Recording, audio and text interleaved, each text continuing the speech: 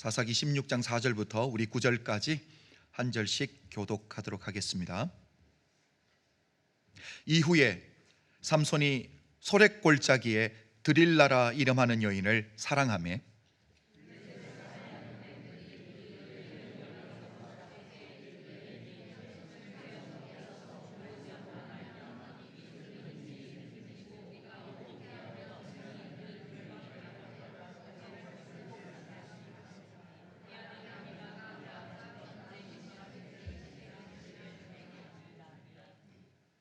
드릴라가 삼손에게 말하되 청하건대 당신의 큰 힘이 무엇으로 말미암아 생기며 어떻게 하면 능히 당신을 결박하여 굴복하게 할 수 있을는지 내게 말하라 하니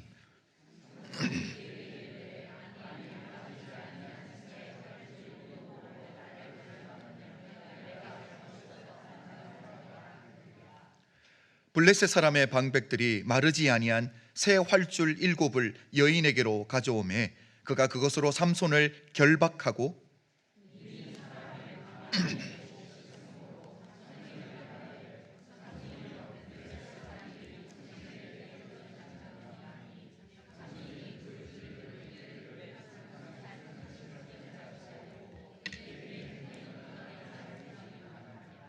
아멘.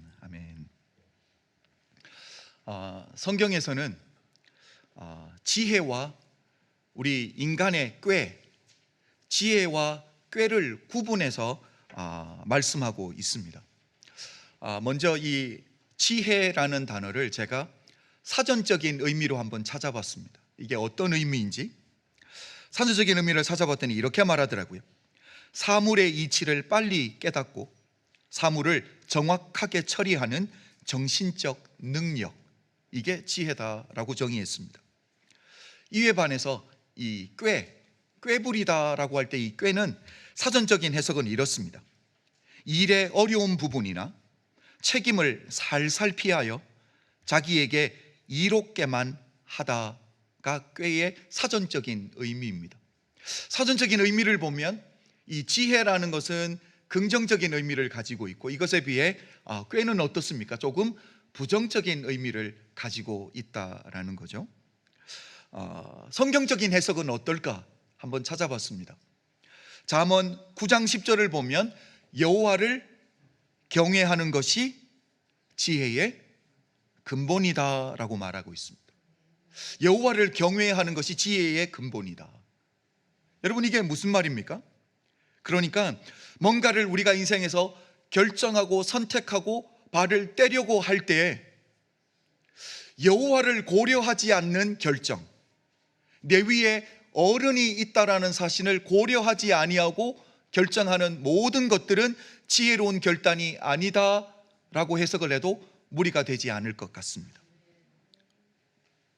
자, 그렇다면 이 꾀는 어떻습니까? 여러분, 꾀라는 단어는 어디서 성경에서 들어보셨어요?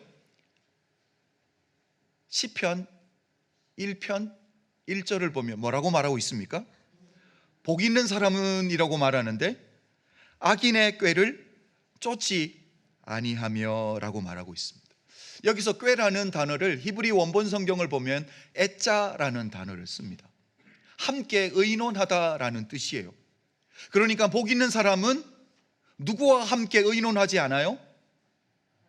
그렇죠. 내가 뭔가를 결정하고 발을 떼려고 하는데 누구랑 함께 의논하고 결정하지 않는다? 그렇죠. 악인과 함께 의논하고 결정하지 않는 게 바로 복 있는 사람이다 라고 정의를 하고 있습니다. 이 지혜와 이 꾀, 이 두 단어를 사전적인 의미이든 아니면 성경적인 의미이든 둘 다 지혜는 긍정적인 반면에 꾀라는 단어는 조금 부정적인 의미를 가지고 있다라는 거죠. 여러분, 오늘 제가 이야기하고 싶은 성경의 인물은 삼손이라는 사람입니다. 이 삼손이라는 사람을 볼 때 이 두 단어를 성경적인 해석을 가슴에 품고 우리가 오늘 삼손을 한번 봤으면 좋겠습니다.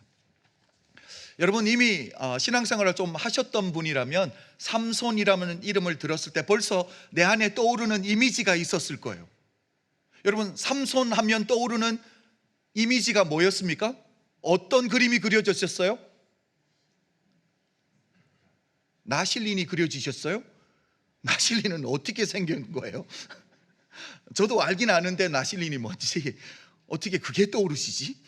어떤 느낌이 드세요? 어떤 그림이 그려지세요? 일단 힘이 센 것 같으니까 이게 등치가 커 보이죠. 그 다음에 또 금방 표시나는 게 뭐예요? 머리가 길다, 그렇죠? 제가 여러분이 알만한 이 사사기에 나오는 이 삼손의 이야기 세 가지를 그림으로 한번 뽑아봤습니다. 한번 볼까요?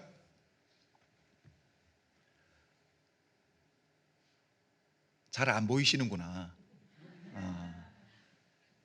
네, 제가 다음에는 사진을 한 장씩 크게 해오도록 하겠습니다. 제일 앞에 있는 그림이 뭔지 혹시 그림이 보여지세요? 보이세요? 사사기 14장에 나오는 이야기예요. 삼손이 딥나에 있는 블레셋 여인을 사랑하게 됩니다. 그리고 그 여인과 함께 결혼하기 위해서 딥나로 내려가다가 뭘 만나요? 그렇죠. 일부에서는 신앙생활을 이제 처음 시작하는 우리 청년부 형제가 있었는데 뭐처럼 보이냐 했더니 원숭이 그러더라고요. 그래서 이야, 이거 삼손 이야기도 모르는구나 라고 생각을 했는데, 네, 이 성경 표현 그대로 하면 삼손이 이 젊은 사자를 뭘 찢듯이, 염소를 찢듯이 찢어 죽였다라고 말합니다. 힘이 얼마나 세면, 여러분 생고기 한번 쓸어 보셨어요? 칼로 쓸어도 잘 안 쓸려요, 두꺼우면. 그런데 살아있는 염소를 찢듯이 사자를 찢었으니 그 힘이 얼마나 대단하겠습니까? 자, 두 번째 사진을 한번 볼까요? 이건 어떤 그림이죠? 그렇죠. 사사기 15장을 보면 삼손이 나귀의 턱뼈로 블레셋 사람 1000명을 죽입니다. 그러니까 온몸이 무기라고 생각하면 되는 거예요. 굳이 나귀로 때려서 다 죽었겠어요? 삼손 옆에만 와도 쓰러지는 거죠, 그냥. 다음 사진을 한번 보도록 하겠습니다. 자, 이건 어떤 그림이죠? 사사기 16장을 보면 이 삼손의 이야기에는 항상 블레셋 여인이 많이 들어가 있어요. 딥나 내려갈 때도 블레셋 여인이었고 지금은 가사예요. 가사라는 도시에 이 술집 여자죠, 창녀에게 찾아갔다가 그날 저녁에 술을 마시고 이렇게 잠이 들면 블레셋 사람들이 그날 밤에 삼손을 죽이려고 밖에서 기다리고 있고, 삼손은 술을 잔뜩 먹었는데 지금 뭘 뽑아 들었냐면 가사성의 문짝 2개를 뜯어버렸습니다. 그리고 문을 잡고 있는 기둥 2개를 뜯어버렸어요. 그리고 그것을 잠그는 자물통이라고 해야 되나요? 빗장, 문 빗장까지 뜯어서 저걸 저렇게 어깨에 짊어진 거예요. 저 큰 걸. 그리고 어디까지 가는지 아세요? 가사에서 뜯어서 헤브론 산지까지 올라갑니다. 조금 뒤로 보면 지도가 하나 있습니다. 자, 가사가 어디 있냐면 지중해 해안을 쭉 타고 내려왔을 때 가사가 여기 있어요. 그런데 헤브론은 여기 위에 있습니다. 산 꼭대기에 있는 거예요. 거리상으로 따져도 60km입니다. 그런데 저 무게를 짊어지고 가스스테이션에 잠시 들러서 물을 마시고 가는 것도 아니에요. 한 번에 올라가 버리는 것.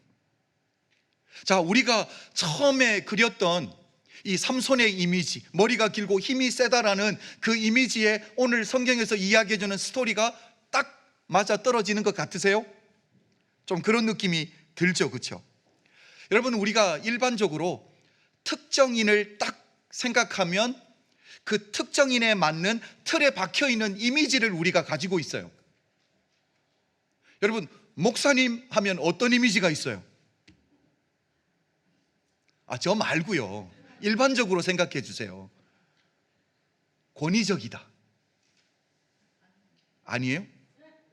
자, 그러면 운동선수. 운동선수 공부를 못한다. 저만 그렇게 생각하는 거예요? 아름다운 금발 여자, 백치미. 그렇죠? 아름다움과 지혜를 함께 갖추는 건 불가능해요. 힘센 남자. 우리 교회는 아름다운 단발머리는 많아. 그러나 아름다운 금발머리는 없으니까 괜찮아요. 그러니까 두 가지를 다 갖출 수 있는 거예요. 그 다음에 힘센 남자,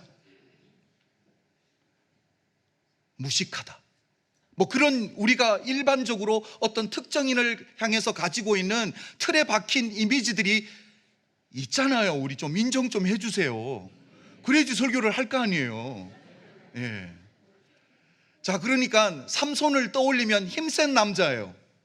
그러면 힘센 남자는 이게 좀 약하다라고 생각하기가 쉬운데, 자, 우리 삼손을 우리가 성경에서 이미 알고 있는 스토리들을 한번 동원해 볼 때 힘세면 무식하다라는 이 틀에 박힌 이미지에 삼손이 그런 이미지에 맞아떨어져요? 아니면 삼손은 예외일 것 같아요?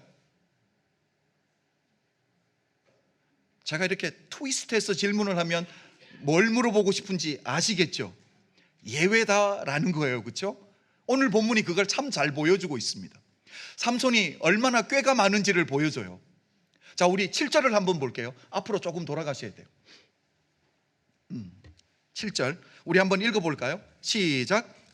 삼손이 그에게 이르되 만일 마르지 아니한 새 활줄 7으로 나를 결박하면 내가 약해져서 다른 사람과 같으리라. 신앙생활을 좀 오래 하셨던 분이면 이 성경책이 좀 바뀌었어요. 그렇죠? 익숙하지 않은 단어가 있어요.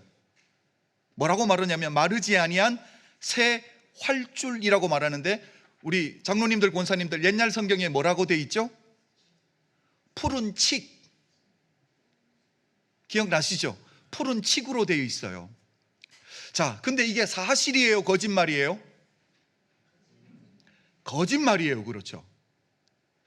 이걸 통해서 삼손이 얼마나 꾀가 많은지 우리가 단번에 볼 수 있습니다. 그런데 여러분 눈치채셨는지 모르겠어요. 제가 지혜라는 단어를 쓰지 않고 꾀라는 단어를 썼다라는 거예요. 여러분, 이 마르지 아니한 푸른 칡, 새 성경에서는 마르지 아니한 새 활줄이라고 말하는 이것, 여러분, 이런 거짓말을 해서 삼손이 정말 이루고 싶은 목적이 뭘까요? 삼손이 정말 성취하고 싶은 게 뭐냐라는 거예요. 자, 이걸 이야기하기 전에 이 푸른 칡이 뭔지를 조금 이야기하고 넘어가도록 하겠습니다. 히브리 원본 성경을 보면 이 푸른 칡, 활줄이라는 이게 이트란이라는 단어예요. 자, 그림을 좀 비교해서 제가 설명을 드려볼게요. 그림 한번 보겠습니다. 왼쪽에 있는데 우리가 알고 있는 한국에서 우리 장로님들, 권사님들 어릴 때 배고플 때 꼭꼭 껌처럼 씹어 드셨던 칡이에요. 그렇죠? 저걸 7개로 꼬아서 밧줄을 만들 수 있어요? 없어? 저렇게 두꺼운 걸. 불가능한 걸 금방 아시겠죠? 저기 오른쪽에 있는 게 이트란이라는 거예요.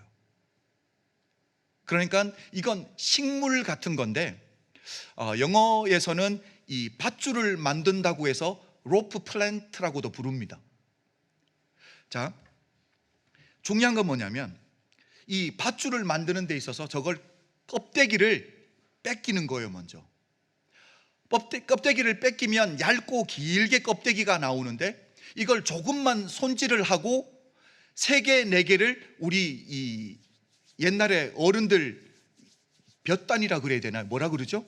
새끼 꼬우듯이 이렇게 지그재기로 꼬우면 밧줄이 되는데, 밧줄 만들어진 걸 또 3개, 4개를 또 엮어버리면 두꺼운 밧줄이 되는데, 그 정도 되면 모래에 빠진 차까지도 끌어낼 정도로 탄탄한 밧줄이 된다고 합니다.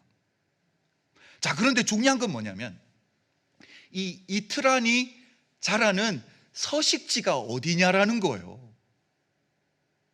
지금 이트란이 자라는 서식지는 지도를 보면서 제가 설명을 해드릴게요. 오늘 좀 잘 따라오셔야 돼요. 지금 이스라엘은 지중해가 이렇게 바닷가가 있고요, 그리고 예수님이 사역의 중심지인 갈릴리 바다가 있고, 그리고 요단강을 쭉 타고 내려오면 물이 딱 멈추는 뭐가 있어요? 사해 바다가 있습니다. 자, 그런데 여기가 이스라엘 땅인데 이스라엘은 이렇게 해안 평야가 있습니다. 우리가 잘 아는 샤론 평야가 있고요, 여기는 블레셋 평야인데, 이 평야가 지나고 나서 뭐가 있냐면 이렇게 계곡들이 있습니다. 이걸 구릉지대라고 해요. 이 구릉지대를 지나면 산간지대가 나오는데, 산간지대에 예루살렘의 중요한 성들이 여기 다 있다라는 거죠.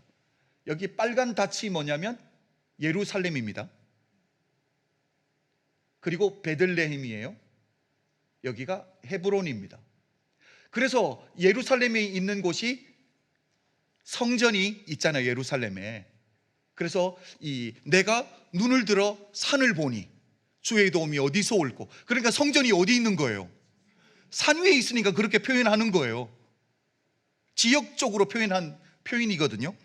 자, 이게 중요한데, 지금 이 산간지대를 들어가기 위해서 이 구릉지대에 있는 우리가 잘 아는 골짜기들이 몇 가지가 있어요. 여러분, 혹시 성경에서 골짜기들 기억나는 거 몇 개 있으세요?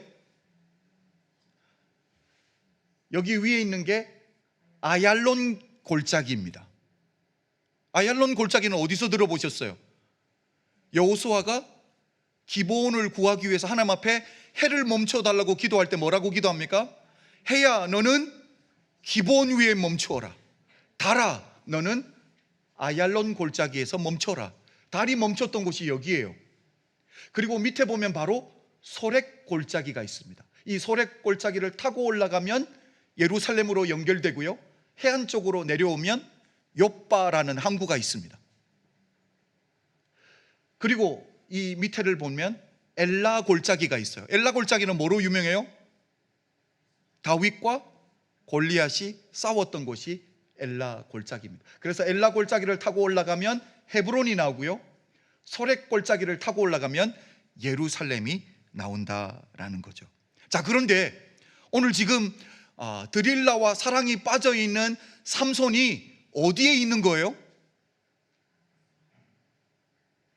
성경을 보셔야지, 지도를 보면 몰라요. 4절입니다. 우리 다음 성경 구절을 한번 읽어볼게요. 시작. 이후에 삼손이 소렉 골짜기에 드릴라의 이름하는 여인을 사랑하며. 여러분, 이 소렉 골짜기에는 이트라는이라는 식물이 자라지 않는다라는 거예요. 자, 어디서 자란다고요? 지중해 해안 평야에서 자라요. 그런데 이 거리상으로 따져보면 약 50km가 떨어져 있는 거리입니다. 그런데 중요한 것은 오늘 삼손이 뭐라고 말했냐면, 마르지 아니한 이 트란을 7개를 꼬아서 만든 밧줄로 나를 묶으면 내가 힘이 빠지고 일반적인 사람들과처럼 힘이 없어진다라고 말했습니다. 자, 그런데 8절을 한번 볼게요. 블레셋 사람들이 이걸 성공을 하는지. 시작. 블레셋 사람의 방백들이 마르지 아니한 새 활줄 7을 여인에게로 가져오매 그가 그것으로 삼손을 결박하고. 성공을 했어요, 못했어요? 성공을 했습니다. 여러분, 우리는 성경을 그냥 읽다 보면 블레셋 사람들이 밧줄을 준비해 오라고 준비해 왔으니까 준비해 왔네, 이렇게 생각하고 넘어가면 안 돼요. 여러분, 이게 얼마나 힘든 과정을 통과해서 이게 가능하게 됐는지를 좀 고민을 한번 해봐야 된다라는 거죠. 여러분, 앞에서도 제가 질문을 드렸지만 삼손이 이걸 통해 거짓말까지 해서 이루고 싶은 게 뭘까라는 질문을 던져야지 답이 나오겠죠. 거짓말인 걸 우리는 알고 있으니까. 삼손은 이걸 통해 블레셋 사람들, 그러니까 내 민족인 이스라엘 백성들을 힘들게 하는 블레셋 사람들을 골탕 먹이려는 인간의 꾀를 쓰고 있는 거예요.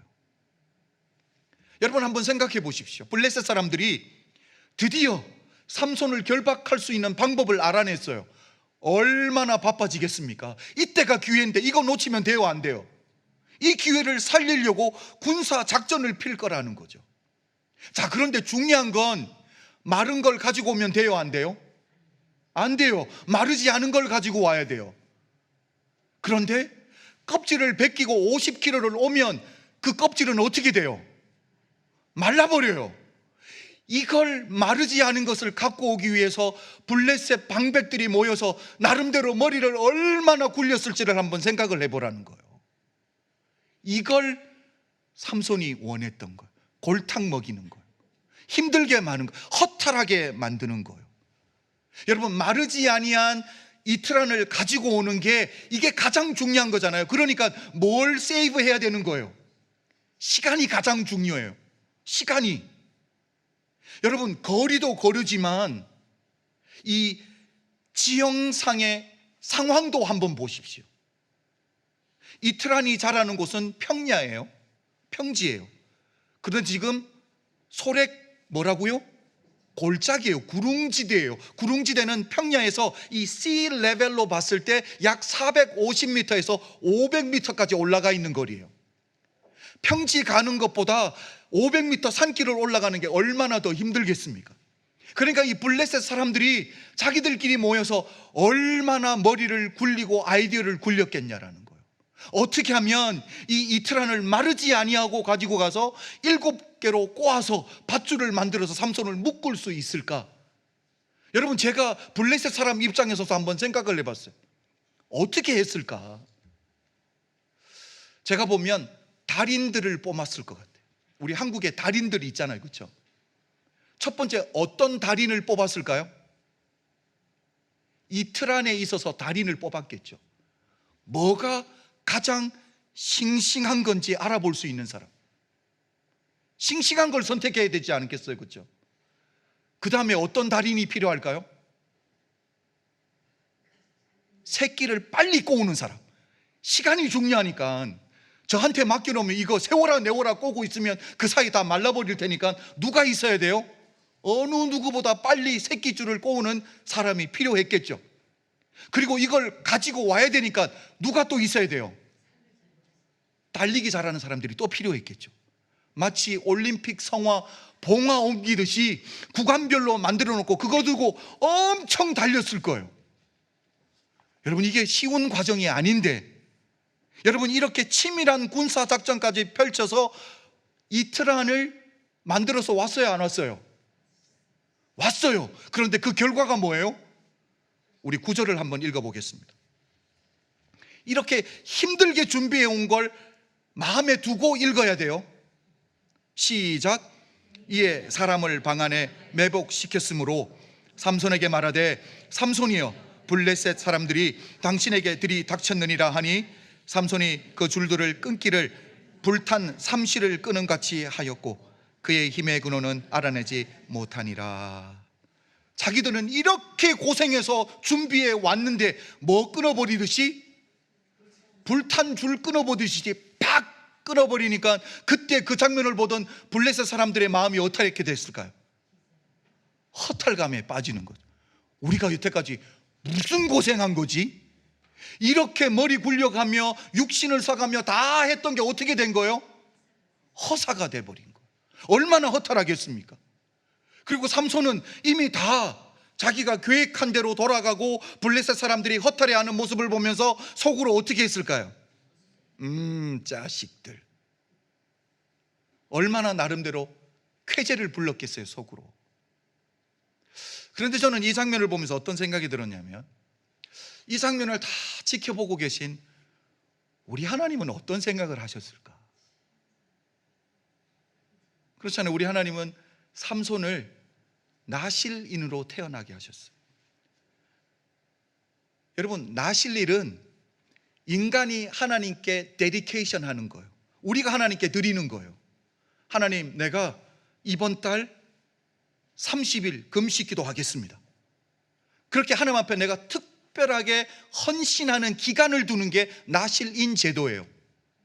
하나님이 우리에게 맡겨주는 게 아니에요. 그런데 성경을 보면 나실인을 하나님이 정해준 사람이 세 사람이 있어요. 첫 번째가 누구예요? 아니, 오늘 본문 이야기하고 있잖아요. 삼손. 두 번째는요, 세례 요한. 세 번째는요, 예수 그리스도. 성경에 나실인이 3명밖에 없는데 1번이 누구예요? 삼손이에요. 하나님이 삼손을 보내실 때 얼마나 큰 꿈을 가지고 보내셨겠냐라는 거예요. 민족을 구원하는 사사예요. 사사의 역할이 뭔데요? 이스라엘이 하나님 앞에 범죄함으로 말미암아 하나님이 다른 민족을 들어서 매로 치면, 고통 가운데서 하나님 앞에 회개하면 하나님이 사사를 보내서 이스라엘 민족을 구원하는 구원자잖아요, 사사가. 하나님은 그런 꿈을 가지고 부르심의 소망을 가지고 보냈는데 지금 삼손은 뭘 하고 있어요?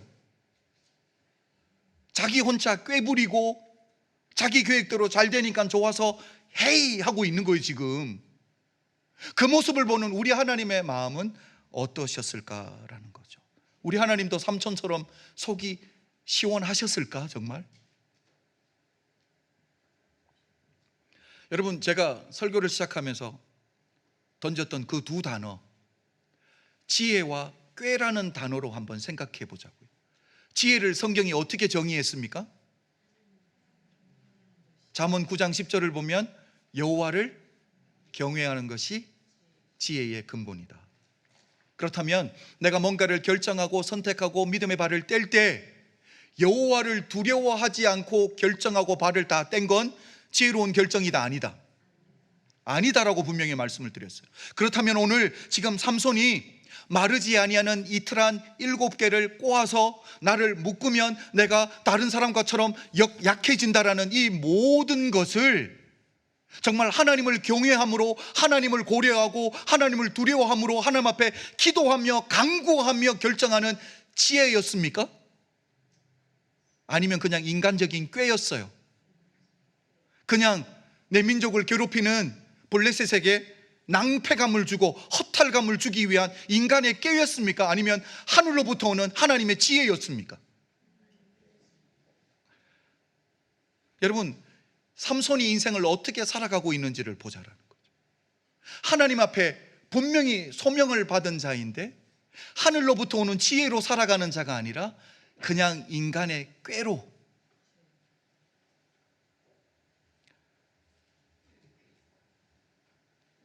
말씀이 말하는 지혜라는 기준으로 삼손을 보면 하나님을 두려워하고 결정하고 행동으로 옮겼던 게 아니라는 것을 우리가 분명하게 아는 거죠. 이게 문제라는 거예요. 여러분, 삼손이 하나님의 지혜로 살지 아니하고 인간의 꾀로 살아갈 때, 하나님이 주신 분명히 부르심의 소명이 있는데도 불구하고 소명대로 살지 아니할 때 어떤 결과가 나는지 우리가 좀 지켜봤으면 좋겠습니다. 왜냐하면 우리 각자에게도 하나님이 맡겨주신 사명들이 다 있는데 우리도 두려움으로 이걸 삶에서 살아드려야 되지 않겠습니까? 삼손이 그렇게 살지 못할 때 어떤 결과가 일어나는지 20절을 한번 보도록 하겠습니다. 20절은 그 중간을 읽지 않았지만 이미 삼손이 자기의 진짜 약점인 머리카락을 이야기해줘요. 그리고 이게 밀린 이후에요. 우리 20절 한번 읽어봅니다. 시작. 드릴라가 이르되 삼손이여 블레셋 사람이 당신에게 들이닥쳤느니라 하니 삼손이 잠을 깨며 이르기를 내가 전과 같이 나가서 몸을 떨치리라 하였으나 여호와께서 이미 자기를 떠나신 줄을 깨닫지 못하였더라. 여러분, 인생은 어떻게 시작하는가가 참 중요합니다. 그런데 어떻게 마무리를 하는가가 저는 인생을 살면 살수록 훨씬 더 중요한 것 같아요. 삼손의 인생은 용두사미입니다.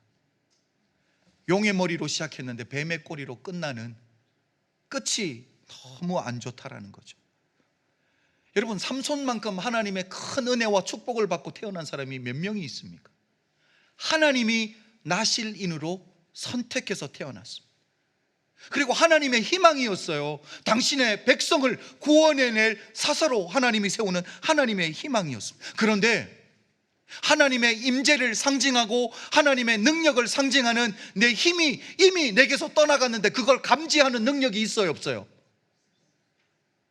얼마나 영적으로 무뎌져 있었으면 하나님이 떠나갔는데 그 영적인 센서를 작동을 못하는 거예요.